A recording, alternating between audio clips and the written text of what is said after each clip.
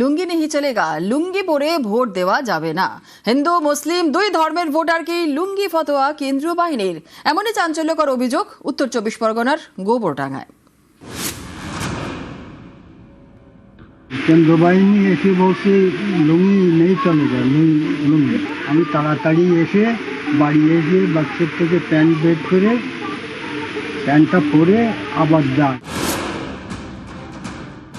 কেন্দ্র বাহিনীর বক্তব্য ছিল যারা লুঙ্গি পরে আসবে তাদের ভোট দিতে দেওয়া হবে না। কেন্দ্র বাহিনীর কাছে গিয়ে বলি যে কারণটা কি, আমাদের এখানে তো ম্যাক্সিমাম মানুষই লুঙ্গি পরে, হিন্দু মুসলিম এমন কোনো ব্যাপার নেই, অনেকেই লুঙ্গি পরে।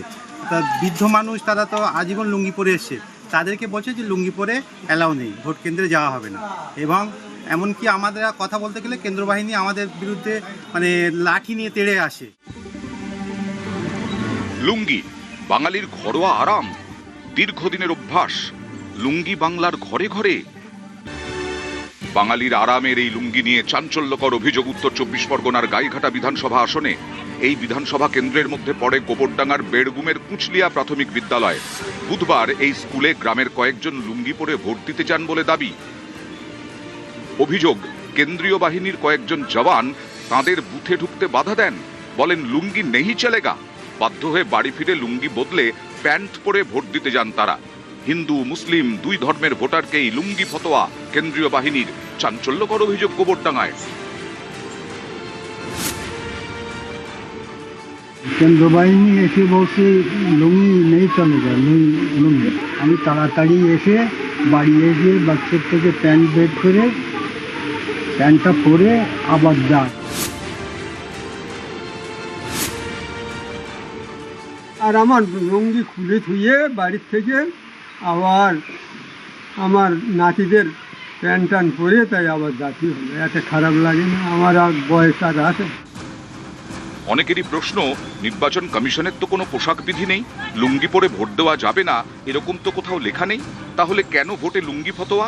দক্ষিণ ভারতে লুঙ্গি বা মুন্ডু তো সর্বজনীন, বাঙালির জীবনেও লুঙ্গি বহুদিনের সঙ্গী।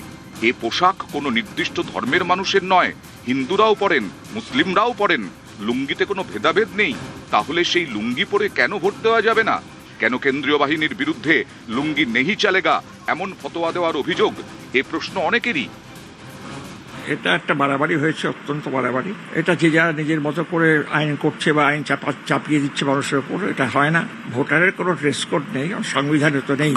দক্ষিণ ভারতে তো লুঙ্গি ওদের জাতীয় পোশাক, সেখানে লুঙ্গি কি করে বিজাতীয় পোশাক হবে? ড্রেস কোড যখন নেই তখন একটা লোককে আমি ভোট দিয়ে দেবো, এটা তো গাজুয়ারি হয়ে গেল। বাংলায় কথা বললেই তাদের উপর রাগ হচ্ছে, তাদের অ্যারেস্ট করা হচ্ছে, মারধর করা হচ্ছে, পাবলিকলি বলা হচ্ছে বাংলাদেশি। এটা কেন হচ্ছে আমি বুঝতে পারছি না, কেন এটা হবে? বঙ্গভাষীদের উপর এত রাগ কেন? কত কি যে ঘটছে ভোট নিয়ে। এশিয়াটিক সোসাইটিতে বিদ্যাসাগর একটা বই সম্পাদনা করেছিলেন যখন গিয়েছিলেন এশিয়াটিক সোসাইটিতে।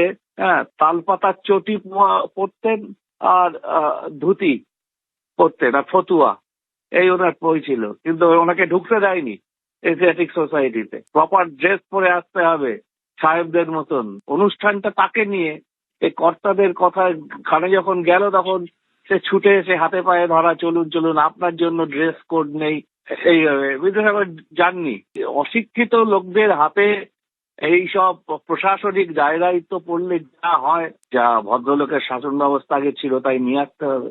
উত্তর 24 পরগনা গোবরডাঙ্গায় লুঙ্গি পরে গিয়েছে বলে তাদেরকে ভোট দিতে দেওয়া হয়নি। অবশ্যই অন্যায়, এই অন্যায়ের বিরুদ্ধেই আমরা লড়ছি এবং আমি এটাকে প্রতিবাদ করছি। আমাদের নির্বাচন কমিশন যদি ধর্মটাকে মাথায় রেখে সিআরপিএফের মতন এমন একটা প্রতিষ্ঠান, এমন একটা এজেন্সি, তারাও যদি কে কোনটা পড়ছে কাপড় দেখে তাকে ভোট দিতে দেবে, এটা তো অন্যায়। এবং আমাদের দেশের নষ্ট হচ্ছে। নিউজ 18 বাংলা।